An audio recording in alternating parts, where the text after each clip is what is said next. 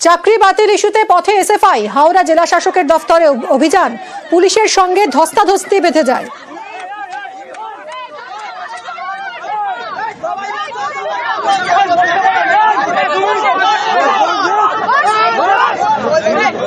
চাকরি বাতিল ইস্যুতে পথে নেমেছে আজ এসএফআই, হাওড়া জেলা শাসকের দফতরে অভিযান কর্মসূচি এবং পুলিশের সঙ্গে রীতিমতো ধস্তাধস্তি। এখন কি পরিস্থিতি জানবো দেবাশিস আমার সহকর্মীর কাছ থেকে। দেবাশিস, দেখো, এই মুহূর্তে পুলিশের সঙ্গে দীর্ঘক্ষণ ধস্তাধস্তি হয়। তাদের দাবি ছিল যে তারা সেই ব্যারিকেড যে রাখা হয়েছে সেই ব্যারিকেড তারা জেলা শাসক, হাওড়া জেলা শাসক তাকে একটি ডেপুটেশন দেবে, কিন্তু পুলিশের জানানো হয় যে সেখানে কোনো রকম ভাবে তাদেরকে প্রবেশ করতে দেওয়া হবে না এবং সেই ডেপুটেশনও দিতে দেওয়া হবে না।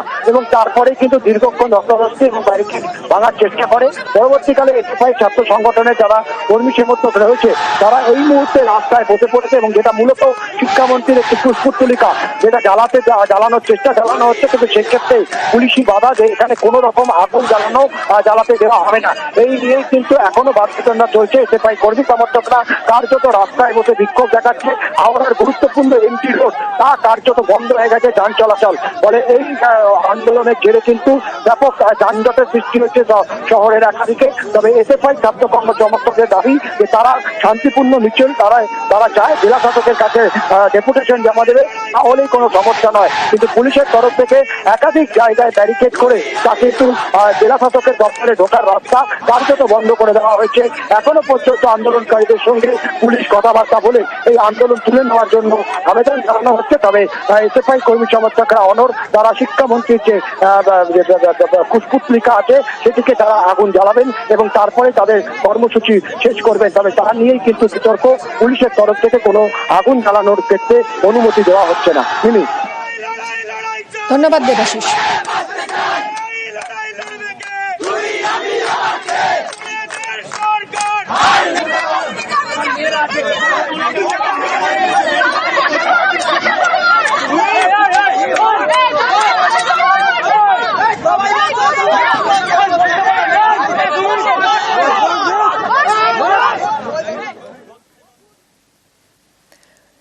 গত বছরের 22শে এপ্রিল হাইকোর্টের নির্দেশে 2016 সালের পুরো প্যানেল বাতিল হয়ে যায় এবং শুধু তাই নয়, অতিরিক্ত শূন্যপদ তৈরিতে সিবিআই তদন্তের যে নির্দেশ দিয়েছিল হাইকোর্ট, সেই নির্দেশ খারিজ হয়ে গেল আজ সুপ্রিম কোর্টে। অতিরিক্ত শূন্যপদ তৈরিতে সিবিআই তদন্ত নয়, সিবিআই তদন্তের নির্দেশ খারিজ সুপ্রিম কোর্টে।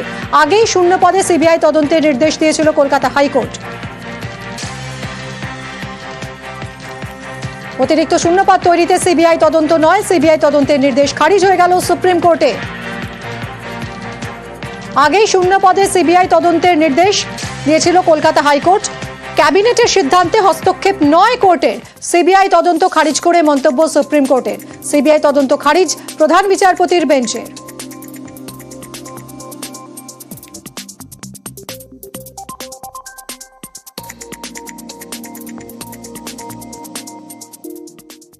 এই রায় আমরা কেন ধাক্কা খাবো? আমাদের ধাক্কা হওয়ার প্রশ্নটা কি? এখনই জেলে যাবেন না, পরে যে যাবেন না তার তো কোনো গ্যারেন্টি নেই। কারণ এখানে পুরো ক্যাবিনেটকে থেকে অব্যাহতি দেওয়া হলো, কিন্তু এছাড়াও তো হাইকোর্টে বিভিন্ন ধরনের মামলা চলছে, দুর্নীতির মামলা চলছে, সিবিআই এর ইনভেস্টিগেশন চলছে, ইডির ইনভেস্টিগেশন চলছে, সেগুলো তো বন্ধ হলো না। সেই ইনভেস্টিগেশন তো চলবেই। যখন ওরা ডিসিশন নিয়েছিল তখন ওরা টেন্ডেড আনটেন্ডেড ভাবছিল। তো যাই হোক, ওদের যে ডিসিশন সেটাও কলকাতা হাইকোর্টের রিট পিটিশন পেন্ডিং আছে, তাতে বিচার হবে, কিন্তু সিবিআই ইনভেস্টিগেশনটা হবে না। ক্যাবিনেটে যখন নোট তৈরি হয়েছিল তখন এটাও বলা হয়েছিল কি subject to the final judgement of the Calcutta high court. সেই জন্য এই যে ওই ডিসিশনটাও ফাইনাল নয়, যেহেতু হাইকোর্টে পেন্ডিং আছে, সেখানে বিচার হবে। ইন দ্য মিন টাইম এই ক্রিমিনাল ইনভেস্টিগেশনটাকে স্টে করলেন সুপ্রিম কোর্টে, খুব ব্যালেন্সড অর্ডার। ক্যাবিনেটের ডিসিশনকে চ্যালেঞ্জ করা যায় না, আর এখানে এইভাবে ক্রিমিনালিটি আসে না। উনি আর আরেকজন বড় নেতা বিজেপি বলেছিল না, হোল ক্যাবিনেটকে জেলে ঢোকাবো এই সিবিআই ইনভেস্টিগেশনে, গালে কেমন চুল পড়ে গেল বলো। যে ক্যাবিনেট ডিসিশনে সুপারনিউমারি পোস্ট তৈরি হয়েছিল সেই ডিসিশনেই বলা ছিল যে subject to outcome of the writ petition. এর মধ্যে ক্রিমিনালিটি কি রয়েছে? ক্যাবিনেটের ক্ষমতা আছে সুপারনিউমারি পোস্টও তৈরি করতে পারে। সিবিআই কে যদি পাওয়ার দিয়ে দেওয়া হয় ক্যাবিনেটের ইয়েকে ইনভেস্টিগেট করবে, তো মারাত্মক ইনসিডেন্ট হয়ে যাবে, তাহলে কোনো ক্যাবিনেটই কাজ করতে পারবে না। তাই জন্য অর্ডারটা খারিজ করেছে। প্রমাণিত হলো সত্যমেব জয়তে, সত্যের জয় হয়। এটাই প্রমাণিত হলো। বিরোধী প্রচার তো থাকবেই, এই রকম কোর্টের রায় হচ্ছে কোর্টের রায়, সেখানে তো আমাদের কিছু বলার থাকে না। স্থানীয় লিগে আমরা দেখতে পাই, আমরা দেখেছি ফুটবলে বিকাশ পাস বাড়ায় কৃষাণু গোল করে, বিকাশ পাস বাড়ায় কৃষাণু গোল করে, বিকাশ পাস বাড়ায় কৃষাণু গোল করে। এত ভালো টিউনিং দুজনে, এত ভালো সেটিং বিকাশ কৃষাণু। যখন ন্যাশনাল লিগে এই টিমটা গেল, ন্যাশনাল লিগে গিয়ে দেখা গেল যে কৃষাণু খেলা ছেড়ে দিয়েছে বা অবসর নিয়েছে বা পেশা পাল্টে ফেলেছে। তখন বিকাশ কাকে বল দেবে? কৃষাণু নেই, মাইনাস করছে, কেউ গোল করতে পারছে না। তাহলে বিকাশ ওনার এখন কি করা উচিত? ওনার স্থানীয় গজু বসু, পল্টু দাস, এদের বলা উচিত অন্তত একটা চিমা যেন মোতায়েন করে। মানে যা পাস বাড়াবো, কৃষাণু তো নেই, পেশা পাল্টে ফেলেছে। যোগ্য চাকরিহারাদের চাকরি বহালে এবার রাষ্ট্রপতিকে চিঠি লিখলেন রাহুল গান্ধী। কংগ্রেস সাংসদ রাহুল গান্ধী তিনি রাষ্ট্রপতিকে চিঠি লিখলেন, চাকরিহারাদের চাকরি বহালে হস্তক্ষেপের আর্জি জানালেন। চিঠি দিয়ে রাষ্ট্রপতিকে আর্জি লোকসভার বিরোধী দলনেতা রাহুল গান্ধীর। চাকরিহারাদের পাশে রাহুল গান্ধী চাকরি বহালে চিঠি লিখলেন রাষ্ট্রপতিকে। চাকরিহারাদের চাকরি বহালে হস্তক্ষেপ জানিয়ে রাষ্ট্রপতির হস্তক্ষেপের আর্জি জানিয়েছেন রাহুল গান্ধী। চিঠি দিয়ে রাষ্ট্রপতিকে আর্জি কংগ্রেস সাংসদ রাহুল গান্ধীর।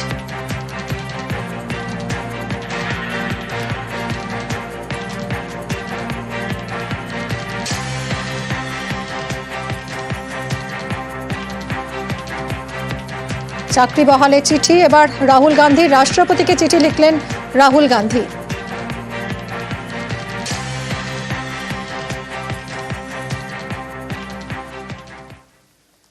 ক্লাস নিলেন চাকরিহারারা।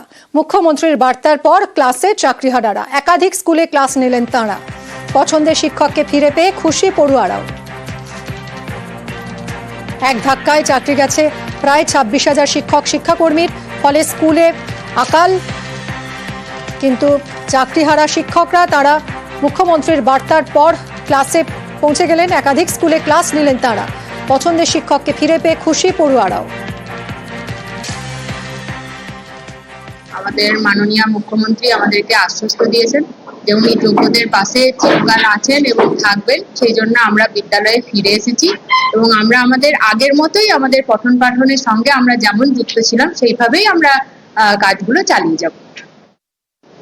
আমি যেটুকু জানি অনেক স্কুলে স্বতঃস্ফূর্তভাবে যাদের চাকরি গেছেন তারা জয়েন করছে। আমাদের স্কুলে একই ঘটনা, ঠিক টাইমে আমাদের ম্যাডাম জয়েন করছেন, কাজ চালিয়ে যাচ্ছে। সকলেই খুশি, সবাই স্বতঃস্ফূর্তভাবে স্কুলে যাচ্ছে।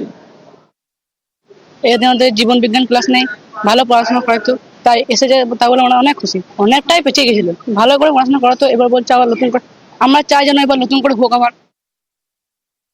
ভালোই লাগছে স্কুলকে ফিরে পেতে। আমরা চাই, আমরা তো আর কোনো মানে দুর্নীতি করিনি, যে কারণে আমাদের স্কুলে কাজটা আমাদের কন্টিনিউ হোক, এটা আমরা চাইছি এবং সরকার আমাদের সঙ্গে সহযোগিতা করেছেন। এখন দেখা যাক শেষ পর্যন্ত কি হয়। না, আমরা কোনো নোটিশ এখন পাইনি। আমাদের স্কুলের প্রধান স্যারের কাছেও কোনো কিছু আসেননি, কোনো নোটিশ। সে যেমন নোটিশ আসবে পরবর্তী পদক্ষেপে সেরকম আমরা কাজ করি। স্কুলে এলেন চাকরিহারা শিক্ষক। মুখ্যমন্ত্রীর আশ্বাসে স্কুলে এলেন ইতিহাসের শিক্ষক। বোলপুরে স্কুলে এলেন দৃষ্টিহীন শিক্ষক। পরীক্ষায় গার্ড দিলেন ইন্দ্রজিৎ মুখোপাধ্যায়।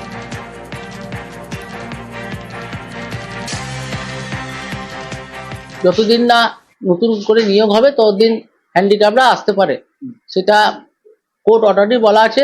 আর মাননীয় মুখ্যমন্ত্রী সকলের জন্য ভাবছে, ওনার উপর বিশ্বাস আছে, ভরসা আছে, আমি সেই আশায় আছি। আর আমাদের স্কুলে সকল মাস্টারমশাইরা আমাদের পাশে আছে।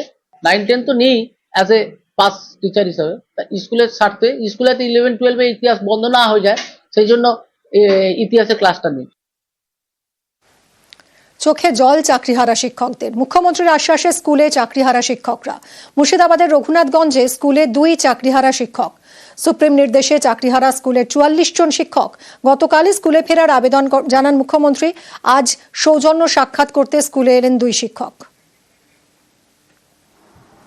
যোগ্য অযোগ্য লিস্ট কিন্তু দিতে হবে, নচেত আমাদের চাকরি কিন্তু চাকরি হারা আছে, চাকরি হারা হয়েই থেকে যাবে, চাকরি ফিরে পাবো। আমাদের তারও কিন্তু আপনার সিবিআই যে টেন্টেড লিস্ট যেটা আছে সেখানে কিন্তু কারোর নাম নেই।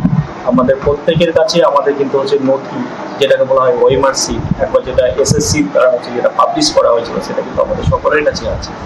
আমাদের অরিজিনাল অ্যাডমিট কার্ড সেটাও আছে। আমাদের সমস্ত লিগ্যাল ডকুমেন্টস কিন্তু আমাদের সকলের কাছে আছে। সামনের দিনে আমরা আশা করব যেন আমাদের সম্মান ফিরে আসে। আজকে দুজন টিচার আমাদের এসেছিলেন, ওনারা সৌজন্য সাক্ষাৎ করলেন এবং ওনারা আমার কাছে জানতে চাইছেন যে লিখিত কোনো অর্ডার আছে নাকি। আমাদের তো চাওয়া পাওয়ার উপর নির্ভর করছে না, তবুও আমরা চাইব যে সহমর্মে তারা ফিরে আসুক। পশ্চিম মেদিনীপুরে চাকরিহারাদের বিক্ষোভ, ডিআই অফিসে তালা ঝুলিয়ে বিক্ষোভ দেখান চাকরিহারারা। জেলা বিদ্যালয় পরিদর্শকের অফিসে তালা ঝুলিয়ে দেন, তালা ঝুলিয়ে প্রতিবাদ চাকরিহারাদের।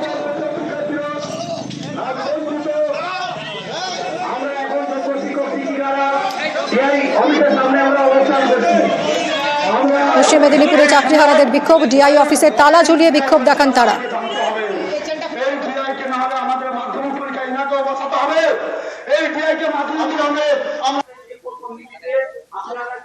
সুপ্রিম কোর্টের নির্দেশে স্কুলের 2 শিক্ষকের চাকরি গিয়েছে, তাদের অবিলম্বে ফিরিয়ে আনতে হবে এই দাবিতে প্ল্যাকার্ড ফেস্টুন হাতে পথে নামলেও পড়ুয়ারা। ফালাকাটার প্রমোদনগর উচ্চ বিদ্যালয়ের ঘটনা, প্রিয় 2 শিক্ষককে স্কুলে ফেরতের দাবিতে পড়ুয়ারা মিছিলের পর প্রমোদনগর মোড় অবরোধ করে। একই দাবিতে সহকর্মীদের ফেরাতে পেন ডাউন করেছেন ফালাকাটার প্রমোদনগর উচ্চ বিদ্যালয়ের শিক্ষক শিক্ষিকারা।